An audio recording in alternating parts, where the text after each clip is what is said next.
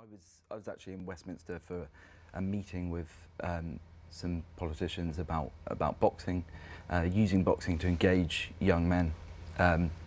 This meeting had finished and we'd left. I was with an athlete called John McAvoy, and we walked into New Palace Yard, which is the courtyard.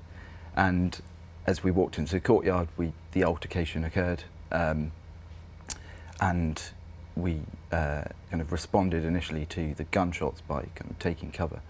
Then realised that there were two injured men laying on the floor, and I saw that there were just a couple of policemen around, so rushed towards the scene. Also noticed that another civilian in a tracksuit at the time moved towards the casualty, the PC on the floor, and then we commenced first aid. Only later did I realise that the man in the tracksuit was Staff Sergeant Davies, who was actually one of my instructors at Sandhurst, where I did my training when I joined the Army 9 years ago. People understand, as you're recounting this, that emotions are still very raw for you. This is very recent. Yes. Your instinct, given your military training, unlike most people, was to move forwards to help in that situation. Was that just something that happened automatically? I think it's something that anyone in the Army would have done in that situation. Staff Sergeant Davies did exactly the same thing. We are trained to help, and I think to see, if you see someone injured, to move forwards towards them.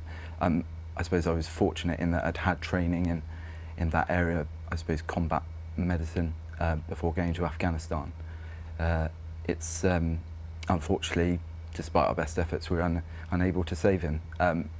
PC Palmer at the time was surrounded by a whole host of colleagues who really loved him. We held his hand through the experience, talked to him throughout, but unfortunately, he passed away. Yeah, you did an amazing job, and you know there's lots of people out there who you know say you're a hero, you are a hero. Did you have any sense of what was going on when you were there? Was there any realisation of what had happened? So I wouldn't really accept the tag of hero again. I think PC Palmer is the hero. The 10, 15 police officers who were treating him, such unity in that moment, all really working hard to try and save him. And then later, the helicopter team that arrived, just fantastic, so good. An amazing team, about 20, 30 people trying to save him. But, you know, obviously